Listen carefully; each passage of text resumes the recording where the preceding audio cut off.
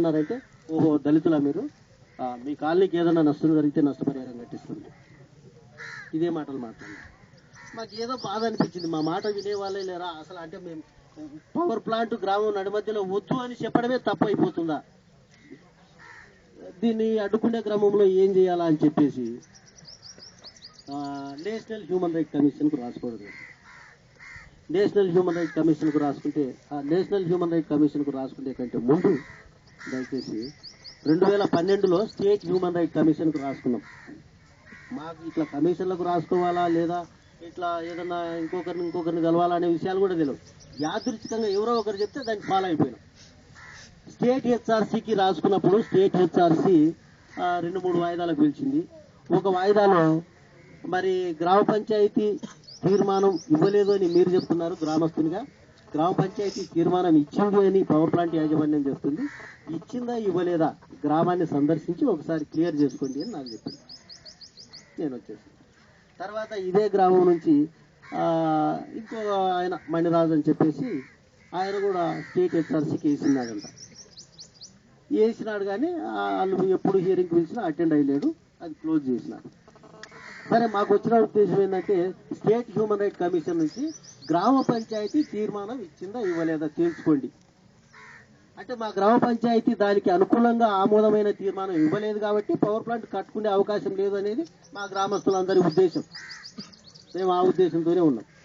అయితే ఇంత లోపల 2012లోనో 2013లోనో మళ్ళీ పోలీస్ ఫోర్స్తో వాళ్ళు రావడం, మొదలు పెట్టాలనుకోవడం, మళ్ళీ గ్రామ ప్రజలలో ఏకమయ్యి మీరు పవర్ ప్లాంట్ పనులు జరపడం అంటూ జరిపితే మేము గ్రామం ఖాళీ చేస్తామని చెప్పేసి ఒక ఏదో మాకు తెలిసిన స్థాయిలో మేము ఒక వాయిస్ బయటికి తీసుకురావడం.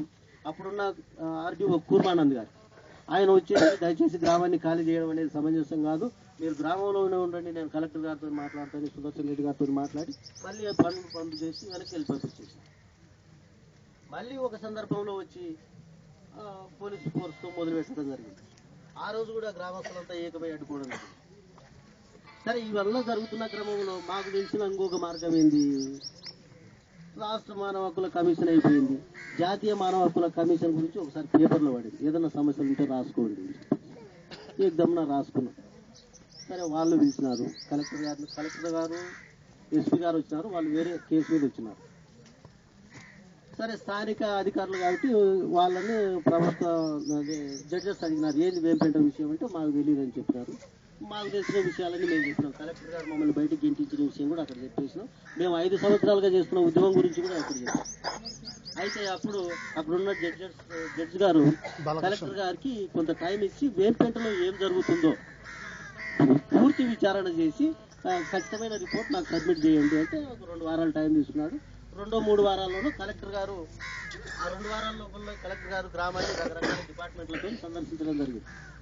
ఏదో 9 డిపార్ట్మెంట్లతో. ఈ 9 డిపార్ట్మెంట్లు గ్రామాన్ని సందర్శించి వాళ్ళ స్థాయిలో వాళ్ళు రిపోర్ట్ ఇవ్వడం జరిగింది. ఒకరు దాదాపు అందరూ కూడా కట్టుకోవడం ద్వారా గ్రామానికి ఎలాంటి నష్టం లేదు అని చెప్పుకోవడం. అయితే మేము ఇన్ఫర్మేషన్ యాక్ట్ చేసి తీసుకున్న ఇన్ఫర్మేషన్ ద్వారా అసలు పవర్ ప్లాంట్లకు సంబంధించిన పర్మిషన్స్ ఇచ్చే డిపార్ట్మెంట్లు ఏవేవి అంటే ఒక 4-5 డిపార్ట్మెంట్లు.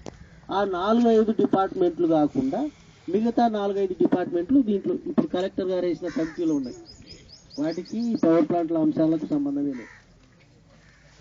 మరి పవర్ ప్లాంట్తో సంబంధం లేని డిపార్ట్మెంట్లు కూడా కట్టుకోవడానికి అనుకూలంగానే కొన్ని రిపోర్ట్లు సబ్మిట్ చేసినాయి.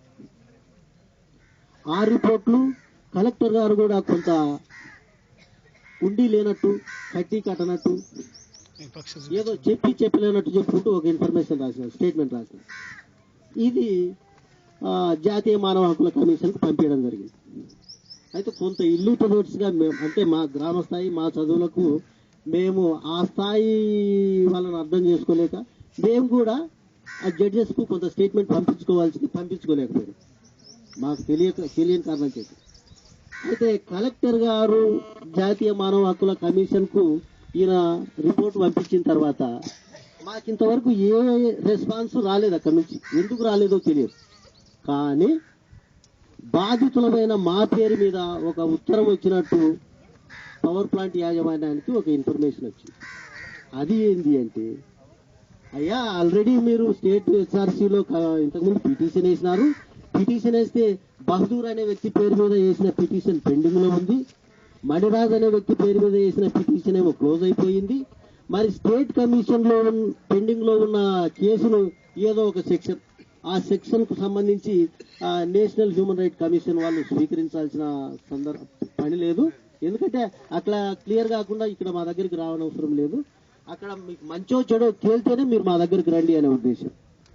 దాన్ని అడ్డం పెట్టుకొని ఏం లేదు, పవర్ ప్లాంట్ వాళ్లకు నేషనల్ హ్యూమన్ రైట్ కమిషన్ కట్టుకోమని ఇచ్చింది అని చెప్పేసి ఊరల్లా గ్రామ ప్రజలను కన్ఫ్యూజన్ లేకుండా నెట్టేయడం జరిగింది.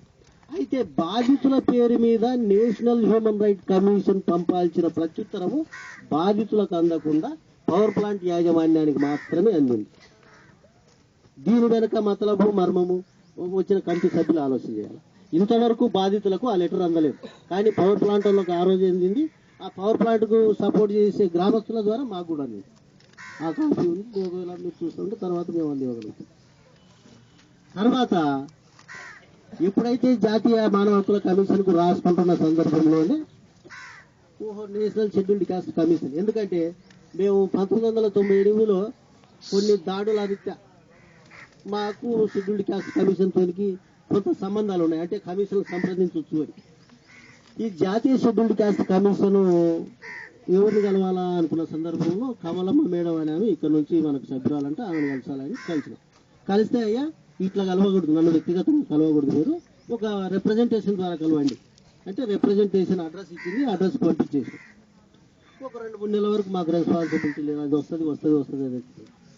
ఈ ఎదురు చూసే క్రమంలోనే ఏదో హైదరాబాద్ లో హియరింగ్, ఒక నెల గుర్తులేదు దయచేసి ఏమనుకోవద్దు, 15వ తేదీన వేంపేట విషయం Hyderabad scheduled caste commission office Maitri Vihar లో హియరింగ్ ఉంది.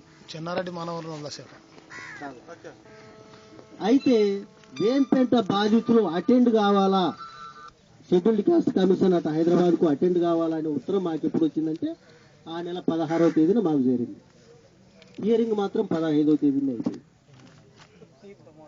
విషయం ఏంటంటే వేంపేట వాళ్ళు ఎవరు హియరింగ్ అటెండ్ కాలేదు కాబట్టి వాళ్ళు ఆ ఇష్యూ మీద ఇంట్రెస్టెడ్ గా లేరు అని ఒక నిర్ణయం బయటకు వచ్చింది. మళ్ళీ మాకు అనుమానం వచ్చింది, ఏంది నిన్న హియరింగ్ అని వచ్చింది, లెటర్ ఏమో 16వ తేదీ వచ్చిందని.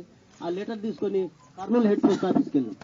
మేము కంప్లైంట్ చేస్తే, ఇది బాబు ఉత్త లెటర్ నాయన, రిజిస్టర్ పోస్ట్ అయితే నేను రెస్పాన్సిబిలిటీ, ఉత్త లెటర్కి మేము రెస్పాన్సిబిలిటీ కదా, ఆర్డర్ పోస్ట్ ఇది, మీ ఇష్టం వచ్చిన పని చేసుకున్నాం. వచ్చేసి హనుమంతరాయ సార్ గారితో మాట్లాడి, సార్ ఏం చేయాలా ఇది ఇట్లా ఇది అంటే, నేనేం చేయగలుగుతాను బాబు, పోస్ట్ చేయడమే మా పని, వస్తే మాట్లాడతాం లేకపోతే. మళ్ళీ కమలమ్మ గారితో మాట్లాడి, కమలమ్మ సార్ ఏం చెప్పినారంటే మీ కేసు మేడం ఢిల్లీకి ట్రాన్స్ఫర్ చేసుకున్నది. కమలమ్మ గారితో మాట్లాడితే, సరే మీరు ఢిల్లీకి వస్తామంటే ఢిల్లీలో మాట్లాడదాం, లేదు హైదరాబాద్ లో వస్తామంటే హైదరాబాద్ లో మళ్ళీ మాట్లాడదాం. ఢిల్లీకి పిలిపించుకున్నారు. ఢిల్లీకి పిలిపించిన తర్వాత ఇక్కడ నుంచి నమ్మకం ఉండి కొంతమంది, నమ్మకం లేక కొంతమంది, అంటే పవర్ ప్లాంట్ ను ఆపడానికి గ్రామస్తులు చేసే ఛాయశక్తుల ప్రయత్నాన్ని అనుమానించే గ్రామస్తులు కొంతమంది, అసలు ఉద్యమం జరుగుతుందా, ఉద్యమం పేరుతో ఊర్లు పట్టుకొని తిరుగుతున్నారా ఇల్లు అని ఆ సందేహంతో కొంతమంది, మొత్తం మీద ఒక 15-18 మంది ఢిల్లీకి వెళ్ళడం జరిగింది. ఢిల్లీకి వెళ్ళిన తర్వాత కమిషన్ ముందు అటెండ్ కావడం, కలెక్టర్ గారు రావడం, మరి కమిషన్ ముందు మా సోదరుడు రమేష్ ఆయన తెలిసిన స్థాయిలో గ్రామానికి సంబంధించిన ప్రతి అంశాన్ని పవర్ ప్లాంట్ వ్యతిరేకిస్తూ చెప్పడం, కలెక్టర్ గారు గ్రామస్తుల ముందు, గ్రామాన్ని సందర్శించి గ్రామస్తుల ముందు ఉంచిన మాటను తప్పి కలెక్టర్ గారు ఇచ్చిన రిపోర్ట్ లో వేరే రకంగా మాట్లాడడం తప్పేంటే నా ఉద్దేశం ఏంటంటే, గ్రామస్తుల ముందు ఆయన మాట్లాడిన మాటలు రిపోర్ట్